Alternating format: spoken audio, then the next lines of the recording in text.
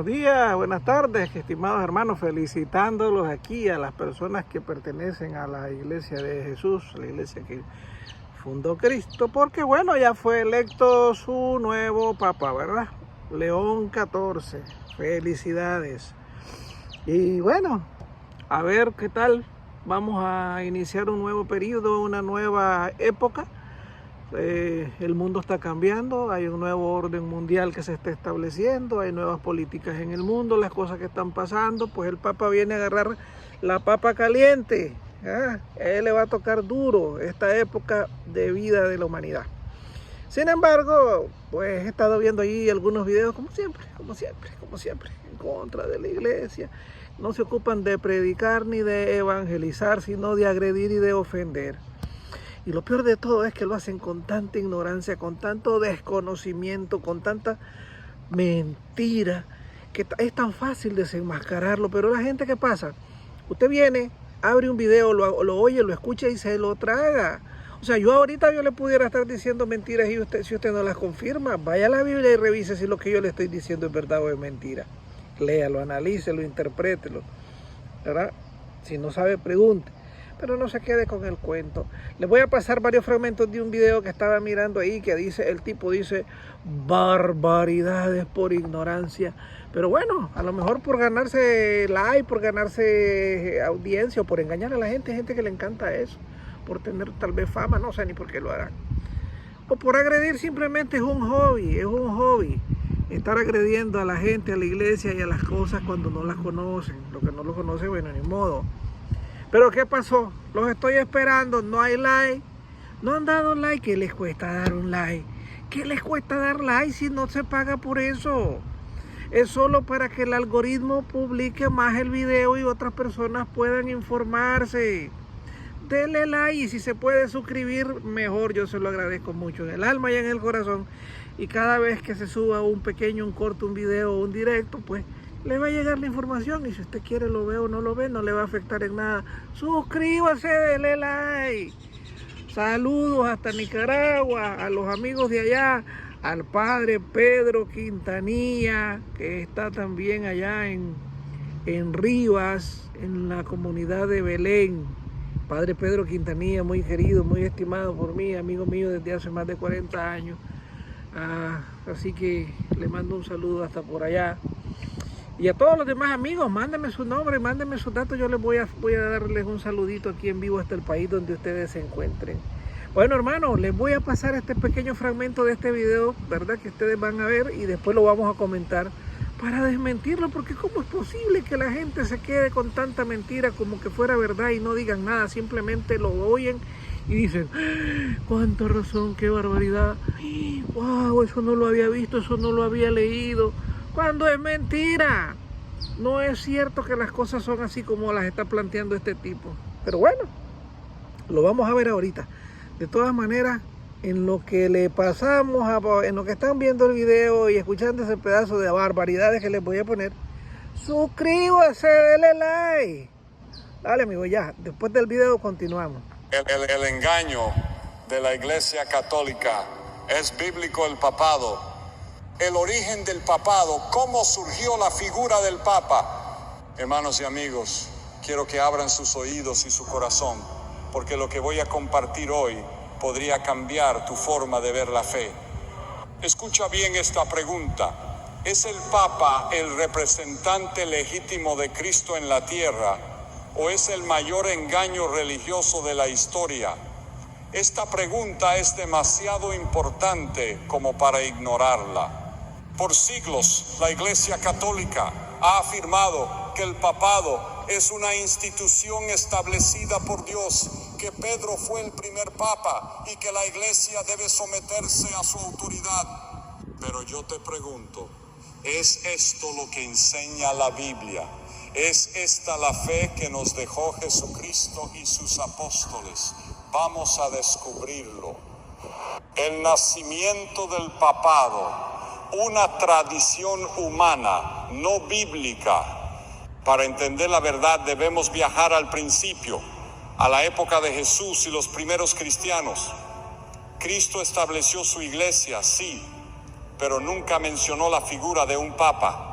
Jesús dijo en Mateo 16, 18, tú eres Pedro, y sobre esta roca edificaré mi iglesia. La Iglesia Católica usa este versículo para afirmar que Pedro fue el primer papa, pero realmente quiso decir Jesús que Pedro sería el líder supremo de la iglesia. Si esto fuera cierto, entonces Pedro tendría que haber actuado como el líder absoluto de la iglesia primitiva. Pero cuando leemos el libro de los Hechos de los Apóstoles, encontramos algo muy diferente. Santiago, y no Pedro, fue quien tomó las decisiones en el Concilio de Jerusalén. Hechos 15, 13 al 19. Pablo reprendió a Pedro públicamente cuando éste actuó en hipocresía. Gálatas 2, 11 al 14. Pedro no tenía autoridad suprema. Entonces, ¿de dónde vino la idea del papado? Déjame revelarte la verdad. Constantino y la iglesia política. El concepto del papa como líder absoluto no nació con Jesús, sino con el emperador romano Constantino en el siglo IV. Bueno, como pueden ver ahí el tipo menciona, por ignorancia seguramente, porque no le veo otra razón, de que la Iglesia Católica se basa en lo que la Biblia dice, de que el Señor, es verdad, pues cierto, porque no vamos a negarlo, de que le entregó las llaves a Pedro y que le dijo a Pedro, que te entrego las llaves y lo que abras no se cerrará y lo que cierres no se abrirá. Eso es ciertísimo, porque se lo está haciendo a Pedro, se le está dando a Pedro le está dando la autoridad, le está entregando las llaves. Pero eso es bíblico, o sea, Cristo no lo inventó tampoco. El Señor Jesucristo no lo agarró, que se le vino a la mente y voy a inventar esto y se lo voy a decir. Eso ya está en un video anterior aquí mismo, en este mismo canal. Si usted lo revisa, hay otro video, creo que se llama ¿por qué Jesús entregó las llaves a Pedro? Algo así, está aquí mismo, lo pueden ver. Sale Jesús entregándole las llaves a Pedro. Lo puede ver y ahí está bien explicadito por qué, pero parece que el tipo no ha leído. Es verdad que Jesús le entrega las llaves a Pedro, lógicamente que son llaves imaginarias, no son llaves espirituales. No es que se sacó un manojo de llaves y le dijo, toma, aquí están estas llaves.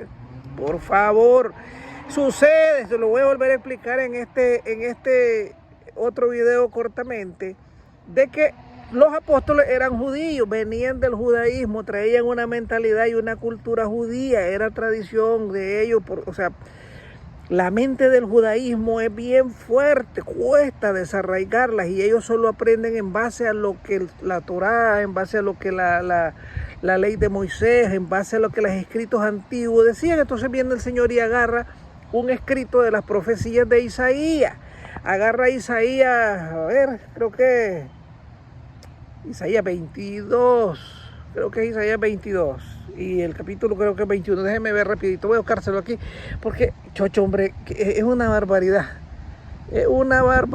que a estas alturas este tipo no haya leído eso, que por qué le decimos padre a los padres, que eso es mentira, que no es bíblico, que Jesús no le entregó el poder a Moisés, que porque le dio las llaves, que porque no se las dio las llaves. Sí, él cambia. Lo que pasa es que los sacerdotes anteriormente eran de la tribu de Leví, los levitas. Entonces él modifica el sacerdote, lo transforma, no lo elimina, lo cambia. ¿Cómo lo cambia? A ver, lo cambia, elimina que los sacerdotes sean de la tribu de Judá. Para empezar, elimina que los sacerdotes sean elimina que los sacerdotes sean de la tribu de Leví. Ya no van a ser levitas. Se lo va a trasladar a la tribu de Judá. ¿Por qué? Porque Jesús venía de la tribu de Judá, de David. Entonces ya ahí elimina todo lo anterior, que se sacrificaba un cordero, que se mataba un cordero. ¿Recuerdan cuando iban a matar a Isaac, que le llevaron, que le iba a clavar un puñal para sacrificarlo, porque así lo mandaba Cristo, que era como ahora el cordero es Cristo, Él es el pan de vida, su cuerpo y su sangre. Esa transformación se hizo conforme a el sacerdocio de Melquisedec. Ya el sacerdocio levita se terminó, ahora se trasladó de la tribu de Leví a la de Judá. pero antes era por sanguinidad, por herencia sanguínea. Por herencia sanguínea, el que pertenecía y nacía dentro de la tribu de Leví tenía derecho al sacerdocio, siendo varón, ¿verdad? Y en determinado rango de tiempo de edad. Eso está escrito en la Biblia. De tal edad a tal edad estaba destinado a servirle a Cristo, o sea, a presentar las ofrendas y los sacrificios al Señor. Era ley para los levitas, pero ahora ya no, ahora es por unción, por la unción, por la imposición de manos. Y si no, miremos cómo fue ungido Pedro, Bernabé, Apolo, cómo fueron cuando repusieron al apóstol cuando repusieron a Judas y al que mataron a pedradas. O sea, es por imposición de manos y ¿por qué?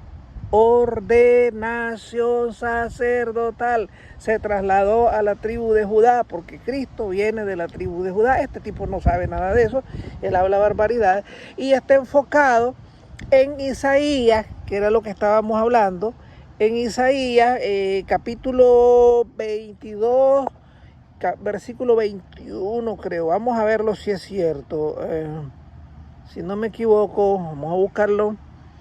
Aquí tengo una Biblia, vamos a verlo. Dice, o sea, para enseñarles a sus apóstoles, el Señor hizo lo siguiente: agarró el libro de Isaías, lo leyó y llamó a Pedro y aplicó lo que había aplicado el rey David a su mayordomo. El mayordomo que tenía el rey David anteriormente descubrió que le estaba robando. Le estaba metiendo la mano, haciéndole sanganadas en el reino. No era fiel al rey, que es lo que hicieron los levitas. Se robaban el diezmo, agarraban el diezmo y no lo aplicaban para lo que estaba destinado el diezmo. ¿Para qué estaba destinado el diezmo? Para las viudas, para los huérfanos, para los pobres, para los forasteros y una parte pues para el sacerdote, para que viviera de ahí. ¿Qué pasaba? Se robaban todo, no daban nada ni a las viudas, ni a los huérfanos, ni a nadie, se robaban todo, bueno, discúlpeme, cualquier parecido con algo que esté pasando hoy en día, simplemente es una casualidad.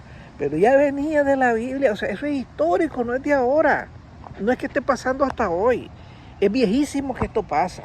Entonces viene el Señor y cambia, modifica el sacerdocio y se lo traslada a la tribu de Judá, que viene a partir de la descendencia de Cristo, como parte de ser de la descendencia de David, que es la que él viene, porque David venía de la tribu de Judá. Entonces pasa, y vamos a leerlo en esta parte, voy a buscar aquí ligeramente. Él tenía su siervo que se llamaba, vamos a ver, Eliaquín, y él manda a llamar a Eliaquín y lo nombra el nuevo mayordomo. ¿Qué es el mayordomo? Es el vicario, el representante del rey, el sustituto, en ausencia del dueño de la propiedad, en ausencia del dueño del reinado, digamos, estoy hablando con mis palabras, ¿no? En ausencia del propietario, asume el mayordomo. Si usted tiene una mansión, una casa, y usted es el dueño y usted se va, tiene que salir a otro país, irse, como Cristo que se fue al cielo y va a venir, estamos esperando su segunda venida. Entonces usted va a salir del país y no puede dejar la casa botada, abandonada, porque es una casa inmensa, hay que administrarla. Usted es un mayordomo, que es el que usted le entrega toda la llave y le entrega todo el poder y la autoridad sobre los demás empleados, para que los demás empleados tengan un liderazgo, alguien que los dirija. No va a andar eso de Herodes a Pilato, al garete, así que cada quien haga lo que quiere, diga lo que quiere, piensa lo que es lo que ha pasado en las sectas, pues. Ustedes se van a la secta y cada secta, en unos prohíben la falda larga, en otros prohíben la pintura en la boca, en otros prohíben las chapas, las garetes en las orejas, en otros prohíben los anillos y las pulseras, en unos prohíben beber licor y en otros caen borrachos por todos lados, en otros prohíben fumar, unos no beben té, no beben café, o sea, han hecho un relajito. En unas, bueno, ustedes ya sabrán de lo que me estoy refiriendo.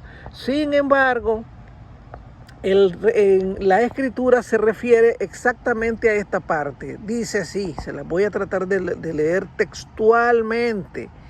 A ver, denme un momentito para localizar exactamente el inciso que quiero leerles. Denme un momentito, ya se los localizo directo. Esa autoridad que le fue entregada a Pedro, el Señor, cuando el Señor le dice a Pedro, a ti te doy las llaves del reino, lo que tú abras nadie lo cerrará y lo que tú cierres nadie lo podrá abrir, y todavía le añade más, a quien tú perdones los pecados le quedarán perdonados y a quienes se los retengan le quedarán retenidos. O sea, le añade aún más autoridad, pero eso el Señor no lo inventó. Está aquí en Isaías 21, desde el 18 lo pueden leer. Ay, a ver, se los voy a leer rapidito, a ver, para que miremos más o menos la idea que el Señor hace con Pedro. Él lo saca de aquí para explicarle, para que ellos comprendan y recuerden que, o sea, el rey David, como era el dueño de la casa de David, el dueño del castillo, del reino completo, cuando él salía a la batalla se iba por meses a la guerra o a lo que se tuviera que ir. Tenía que dejar ahí a un representante, a alguien que lo representara, porque el castillo no iba a quedar al garete, el reino no iba a quedar solo, entonces dejaba a su mayordomo. Y entonces el mayordomo era el encargado de responder ante David. O sea, que no le está quitando ni el poder ni la autoridad a David. La cabeza del reino era David. El mayordomo no era la cabeza. La cabeza de la iglesia es Cristo. La cabeza no es el Papa. Porque eso es lo que han dicho y han hecho para engañar a la pobre gente. Que comiencen a decir que el Papa no es la cabeza de la iglesia. La cabeza de la iglesia es Cristo. La piedra angular, la piedra del ángulo es Cristo. Pedro es piedra, sí, porque Cristo le dijo piedra. Él no se llamaba piedra, él se llamaba ¿cómo que se llamaba? Pedro. Me olvidó el nombre de Pedro, Simón. Se llamaba Simón. ¿Con qué objeto? A ver, si no le hubiera querido que fuera piedra, no le llama piedra y le hubiera dicho Simón, a ti te entrego las llaves, Simón, a ti lo que a ti te quedará atado, lo que deseas te quedará atado. Simón, no le dijo Simón, le dijo piedra. Fue el Señor quien nos nombra piedra. Ahora inventan, es que piedra grande, que piedra del tamaño que sea, grande o chiquita, piedra es piedra. Ahora otra cosa, dice de que la iglesia va a estar cimentada sobre la base de los apóstoles. Él compara la iglesia con una construcción, con una edificación. Las edificaciones se hacían de piedra. ¿Qué significa? Que todos los apóstoles son piedra, con una piedra de líder, que es Pedro. Por eso a ese le puso el nombre Pedro, piedra. ¿Ya? A él le dio el nombre de piedra, pero todos los demás son piedras, pero no le iba a poner piedra a todos. A los 12 apóstoles no le iba a poner piedra 1, piedra 2 y piedra 3, solo uno es piedra porque esa es la cabeza de todas las piedras. Y los otros sí son piedras. ¿Por qué dice que son? Porque dice que la iglesia está cimentada sobre la base de los apóstoles. ¿Qué es la base? Los cimientos son de piedra. La primer piedra es Pedro, de el cimiento, ¿ya? De la base, pero la piedra del ángulo es Cristo. Entonces ese enredo nunca lo pudieron superar y siempre lo han hecho cada vez más grande para ver en qué enredan a la pobre gente y se la llevan para que hacer más grande la cosa que ya sabemos que es. Miren qué es lo que dice la Biblia exactamente a partir en Isaías 22, 18. Te echaré a rodar con ímpetu como bola por la tierra extensa. Allá morirás, allá estarás en los carros de tu gloria. Vergüenza de la casa de tu Señor. Y te arrojaré de tu lugar y de tu puesto. Te empujaré en aquel día y llamaré a mi siervo Eliaquín, hijo de Hilcías. O sea que está destituyendo al mayordomo que estaba y está instituyendo a un nuevo mayordomo. Está quitando al anterior y poniendo al otro. El nuevo se va a llamar Eliaquín, hijo de Hilcías. Porque el anterior era ladrón, el anterior le robaba, no le era fiel. El rey descubrió que no era un mayordomo fiel, abusaba, robaba. Cualquier parecido es pura coincidencia. ¿Ya? Le robaba de todo lo que le robaba dinero, le robaba, incluso le robaba autoridad, abusaba de los empleados. Todo el mundo se quejaba con el rey hasta que el rey lo descubrió y lo manda a eliminar, a quitar. Y entonces instaura a Eliaquín. Y dice, y lo vestiré de tu vestidura, y lo ceñiré de tu talabarte, y le entregaré en sus manos tu potestad. Le está dando tu potestad, o sea, todo tu poder, lo vestiré con tus vestiduras. ¿Cuáles son sus vestiduras? El poder que tenía, el poder que le estaba dando el mayordomo, se lo está quitando y se lo está entregando al mayordomo nuevo. Esas son las vestiduras. Te voy a quitar a vos las vestiduras y se las voy a dar al otro, porque las vestiduras de ese representaban la autoridad y el poder que el rey le estaba dando a su mayordomo. ¿Estamos claros? Eso es lo que está haciendo Cristo con Pedro. ¿Es mentira? Miren lo que dice a continuación. Y pondré potestad en tus manos y será padre. ¿Qué será? Padre. ¿Por qué le decimos papa? ¿Por qué le decimos papa al papa? Porque aquí dice, y será padre. Ni siquiera dice será como padre. Será como padre. No es que sí, no es parecido. No es que va a ser así como parecido como un padre. No. Y será padre. Clarito, lo pueden leer. Está exactamente en Isaías 22:21. Y será padre. Por eso el Papa es Papa, al morador de Jerusalén. Al morador de Jerusalén y a la casa de Judá. ¿Por qué a la casa de Judá? Porque los antiguos sacerdocios eran de la casa de Leví, o sea, de la tribu de Leví. Esta es la tribu de Judá, porque el rey David pertenecía a la tribu de Judá y Jesucristo es descendiente de David. Por tanto, Jesucristo viene de la tribu de Judá. Por eso Él está trasladando el poder y la autoridad de los levitas a los judaítas. Y ahora los de la tribu de Judá son los que van a tener el poder del sacerdocio. Es cambiar el sacerdocio arónico o mosaico por el sacerdocio de Melquisedec, donde antes se hacía con el sacerdocio mosaico o arónico, ¿no? Se hacían los sacrificios con un cordero, que mataban el cordero y le sacaban la sangre y el cordero lo quemaban y hacían todo. Ahora ya no, ahora el cordero es Cristo y lo hacemos a la modalidad de Melquisedec, con pan y con vino.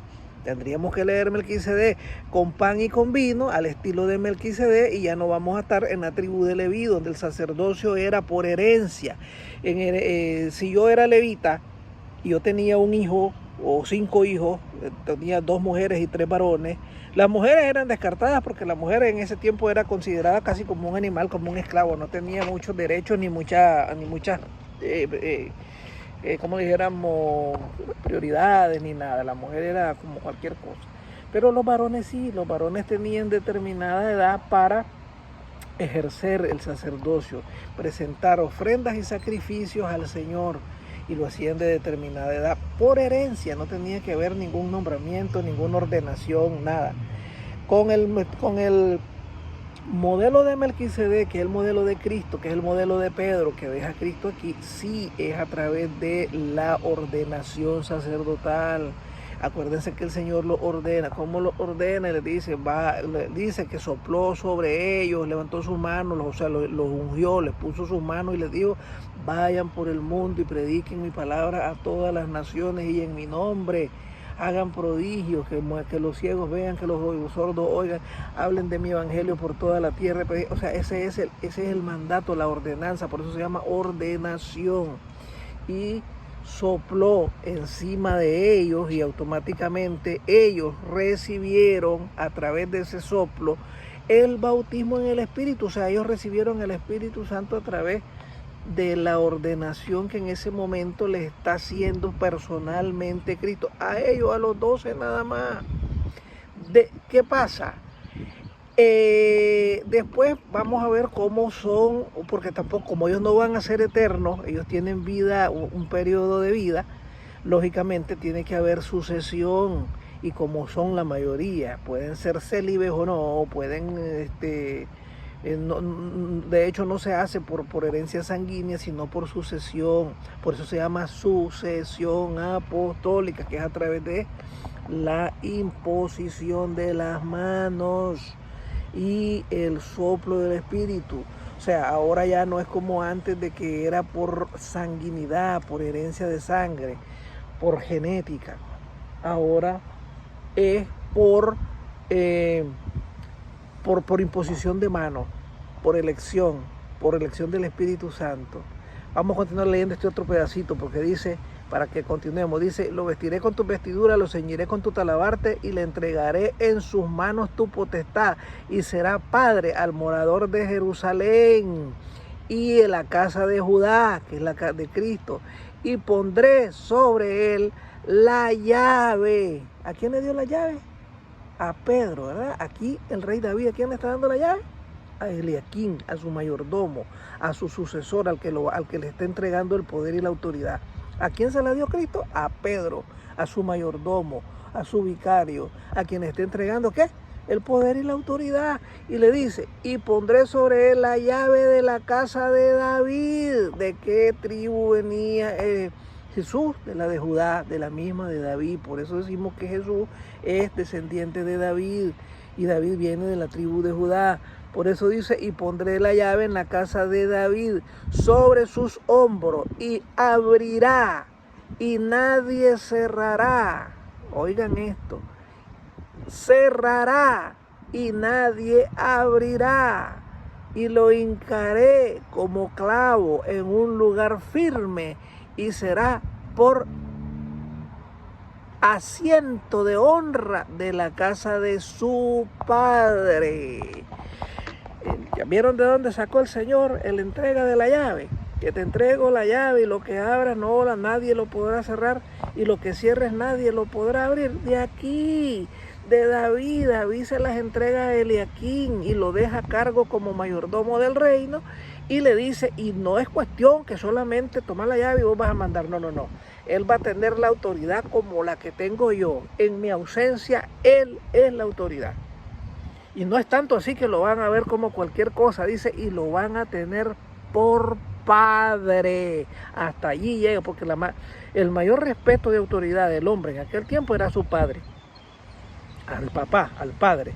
Entonces el padre era el mayor, por eso él le dice: y lo tendrán por padre. Por eso nosotros simbólicamente no es que tengamos al Papa como nuestro padre carnal, sino espiritualmente se le llama Papa porque el rey David llamó a Eliaquín padre y dijo: lo tendrás por padre. Y el Señor Jesús toma ese ejemplo y le dice a Pedro: Pedro, tú eres la piedra, tú eres la autoridad, a ti te doy la llave, lo que abras nadie lo cerrará, lo que cierres nadie lo abrirá, a quien tú le perdones los pecados le quedarán perdonados y a quien no se los perdone no le quedarán perdonados. O sea, le da la autoridad y lo tendrá por padre, sencillamente porque es un sacerdocio. El tipo del video está diciendo que en ninguna parte dice la Biblia de que dejó padre. O sea, no tiene que lea, papacito, va a darle la Biblia. ¿Cómo vas a decir barbaridades? Que el Papa no tiene autoridad y todo. Ahora, la autoridad es meramente para las funciones papales cuando está en el pleno ejercicio de sus funciones de sacerdote, director, obispo de la iglesia. O sea, no es que cualquier día, cualquier hora. La infalibilidad del Papa a la que nosotros nos referimos es simplemente para las funciones meramente religiosas, cuando él está trabajando en función de la iglesia. No es que sea infalible en cualquier cosa, que lo que el Papa diga eso es lo que se va a hacer. No. Solamente para las funciones meramente religiosas, para cuando se hacen ordenanzas, cuando se hacen encíclicas, cuando se va a hacer una modificación o un cambio. No es así como en las sectas, que cualquiera viene y agarra cualquier casa, abre el garaje y dice: aquí es iglesia, ya le mete 20 sillas, 2 parlantes y aquí es iglesia, ya se ve, él es el pastor, y ahí a la mujer es la pastora y los hijos son los copastores y los administradores y se recoge el diezmo ahí para las cosas de hacer. Eso no es así. Aquí hay un orden y es un orden instaurado desde el rey David. Por eso es que el Cristo desciende de David, bajo el mismo linaje de David, de la tribu de Judá. Y todo esto viene en una ordenanza. No es así al rompompón como este muchacho lo quiere decir en este video, de que simplemente que la iglesia ha engañado. La iglesia no ha engañado a nadie, está escrito ahí. Es asunto de que lo vayamos a leer y a ver nada más. Eso es todo. Así de sencillo es cómo funciona el papado, o sea, por qué se hace. ¿Cómo son ellos electos? Por la unción, a través de la unción. La herencia no es por sanguinidad, ni es porque el papa que se muere va a dejar dicho quién va a ser el otro papa, porque entonces no habría democracia, sería imposición. Por eso es que se eligen a los sacerdotes con las capacidades, porque no solamente es asunto de que se murió y vamos a poner al que le venga, no, hay un orden, es un orden. Y dentro de ese orden está la manera, los procedimientos escritos mediante los cuales se hace la elección de la persona que va a suceder al Papa fallecido, que es lo que pasó ahorita. El Papa fue electo por un voto de la mayoría de los cardenales del colegio cardenalicio, pero eso viene en la unción de Pedro. ¿Cómo lo hizo Cristo? Igualito como lo hizo David. David le dio la unción a, no me acuerdo, Eleazar, creo que se llamaba Eleazar, no, en el video anterior yo se los menciono, pero como mira que se le sale ladrón, le sale fallado, ¿verdad? Que también a Cristo le salió un ladrón y le salió un fallado, que fue Judas. O sea, la corrupción es histórica. La corrupción no es de ahora. Al rey David se le corrompió el mayordomo, le hacía sanganada, entonces lo cambió, lo quitó y puso a Eliaquín, para que Eliaquín administrara su nuevo, el nuevo orden que él quería implantar en su reino en su ausencia. Igual a Jesús escogió a 12, le salió uno fallado, le salió uno ladrón, le salió uno bandido, que fue Judas. Le salieron bravos, le salieron de todo, y entonces ahí el Señor lo que va haciendo es nombrando a la persona que Él quiere, porque no es tampoco porque yo quise. O sea, yo puedo, digamos, aceptar a Cristo en mi corazón, claro que yo lo acepto, pero no depende de que si yo lo acepto, depende de que si Él me acepta a mí. Recuerden que la palabra de Dios dice, Él llamó a los que Él quiso. Ahí lo pueden leer. Él llamó a los que Él quiso, y entre los que quiso a esos 12. Él sabía que Judas le iba a fallar, seguramente que sí lo sabía, pero Él quiso. Él llamó a los que Él quiso y no a los que quisieron ser llamados. ¿Cuántos de esos no creen que hubieran querido ser apóstoles, que hubieran querido ser llamados? Y han dicho, ay, yo acepto, Señor, ser tu apóstol, yo te acepto, Señor, yo acepto. O sea, sí, yo puedo aceptar a Cristo y lo acepto en mi corazón, vive en mí, claro, ok, perfecto. Pero depende que si Él me acepta para lo que Él quiere que yo haga para Él. Por eso la palabra de Dios es clara y dice, Él llamó a los que Él quiso, no a los que yo quiera, ni porque si yo quiero. Y así es como funciona la iglesia. La iglesia va llamando a los que Dios quiere y no al que le da su gana. Por eso hay un orden. No es que si yo quiero ahora, ya hoy, que me unjan religioso, que me unjan profeta, que me unjan apóstol, que me unjan maestro, que me unjan... No, es a quien Dios quiere. Si el proceso es ese, Dios va... Hay un dicho que dice, que lo decían mucho en los cuentos de Pancho, decía, al que Dios le quiere dar, por la puerta le ha de entrar. Al que Dios le quiere dar, por la puerta le ha de entrar, y eso es verdad. Si a usted la bendición le va a llegar, lo va a llegar a buscar a usted. Lógicamente que tiene que trabajar en función de no solamente estar pues acostado, echado, pero si es suyo, es suyo. Lo que está para ti nadie te lo quita, ¿verdad? Y si Dios te ha llamado, tú tienes que escuchar el llamado, hacerle caso, obedecer y seguirlo. Hay otros que quisieron, recuerdan aquel que quiso y llegó y le dijo, Señor, ¿y qué tengo yo que hacer para seguir? Entonces le dijo, bueno, sígueme. ¿Y qué es lo que tengo que hacer para seguirte? Andá, entregar todos tus bienes a los pobres, regalarlos todos, y me seguí. ¿Y quiso seguirlo? No quiso. ¿Por qué? Porque no quiso desprenderse de la riqueza. No quiso desprenderse de lo material. ¿Viste? ¿Lo llamó el Señor? Sí, lo llamó. Le dio la oportunidad. ¿Obedeció? No obedeció. No quiso. Pudo más lo material, pudo más lo terrenal que lo espiritual. No confiaba en Dios. Creía en Dios, sí creía en Dios porque lo seguía, lo buscaba, creía en Dios en Cristo porque lo estaba mirando, lo miró, que resucitó, que hizo escuchar a los sordos, que hizo que los ciegos miraran, él lo miró, era palpable que resucitara a la gente, que curara a los paralíticos, él lo estaba viendo, miraron los milagros palpablemente, creía en él, sí creía en él porque lo estaba viendo, pero ¿en qué creía? En su existencia física. Una cosa es creer en la existencia física de Dios, creer en que Dios existe. En el caso de nosotros, creer que existió sin verlo, sin haberlo visto, creer que Cristo vino al mundo, que Cristo existió, que anduvo con Pedro, con Juan, y que todo lo que escribió Marcos, Lucas, Mateo y Juan es verdad. Todo eso creerlo, eso es creer en Cristo. No, eso es creer en la historia de Cristo. Creer en Cristo, ¿qué es? Creer en Cristo es que dice, que hacer lo que Él manda, porque Él mismo lo reclama y le dice, ¿por qué me llamas Señor, Señor y no haces lo que yo mando? ¿Por qué me llamas Señor, Señor y no haces lo que yo ordeno?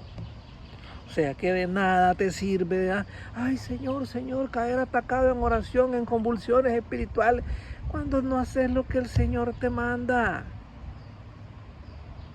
¿Qué es lo que te manda el Señor? Confesar tus pecados. Al que confieses tu pecado le quedará, al que perdone tu pecado le quedarán perdonados, y al que no se lo perdone le quedarán sin perdonar. ¿Y a quiénes son esos? A los que se van a confesar. ¿Y a quiénes se van a confesar? A los que por el mandato de Dios reciben el sagrado sacramento de la reconciliación. Sencillamente, ¿quiénes son los que van a entrar en su iglesia? Los que se bauticen, dice, bautizarlos en el nombre del Padre, del Hijo y del Espíritu Santo, para que reciban el Espíritu Santo. ¿Recuerdan cuando Pablo llega y se encuentra con aquellos apóstoles y les dice, ustedes ya recibieron el Espíritu Santo? Y aquellos le dicen, ni siquiera hemos escuchado hablar que existía un Espíritu Santo, ni siquiera sabíamos que había un Espíritu Santo. Y les pregunta, pero y entonces, ¿y ustedes no fueron bautizados? Como no, si fuimos, nosotros ya fuimos bautizados, ¿Ya fueron bautizados? Sí, ya fuimos bautizados. ¿Y quién nos bautizó? Juan. ¿Y qué bautizo recibieron? El bautismo de Juan. Ellos estaban bautizados. ¿Vieron? O sea, ellos sí estaban creyendo, le creían a Cristo porque estaban procediendo a hacer lo que Él mandaba, sí, pero entonces viene Pablo, ¿y qué es lo que hizo? Lo volvió a bautizar, pero lo bautizó con el bautismo en Cristo, porque hay otro video que está aquí también en este mismo canal que lo pueden ver, que se llama que hay dos bautismos, el bautismo de Juan y el bautismo de Cristo. No son lo mismo. Por eso es que los católicos bautizan a los niños y los protestantes no, pero eso es lo que no comprenden, esa diferencia.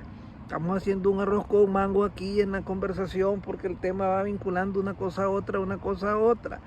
¿Por qué nosotros no bautizamos a los niños? Dicen los protestantes, porque no se bautizó Jesús cuando era niño. ¿Cómo se va a bautizar Jesús cuando era niño?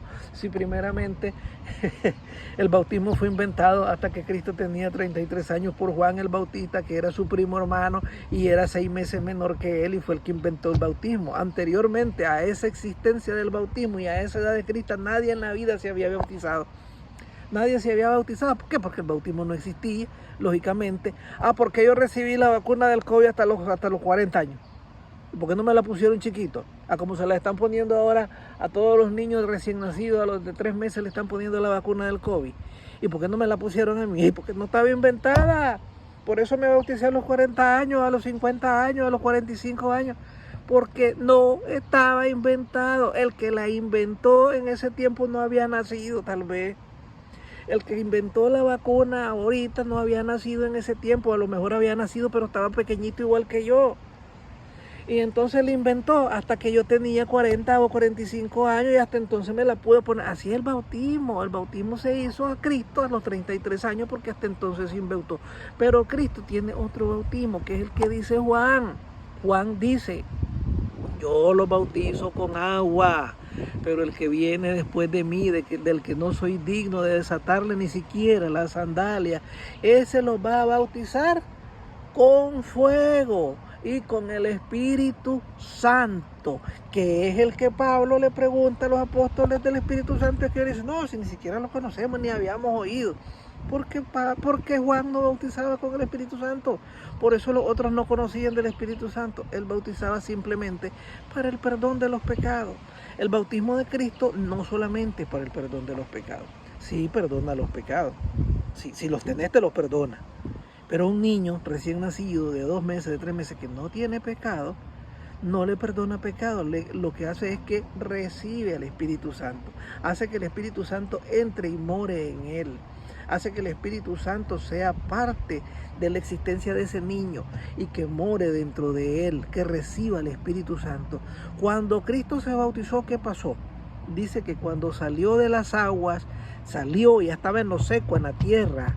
Dice que se abrieron los cielos y bajó el Espíritu. Ahí recibió otro bautismo, el segundo bautismo. Bajó el Espíritu como en forma de paloma y se posó sobre su cabeza, o sea, lo bautizó, y se oyó una voz del cielo donde el Padre lo bautizaba y decía: este es mi Hijo amado en quien yo tengo complacencia.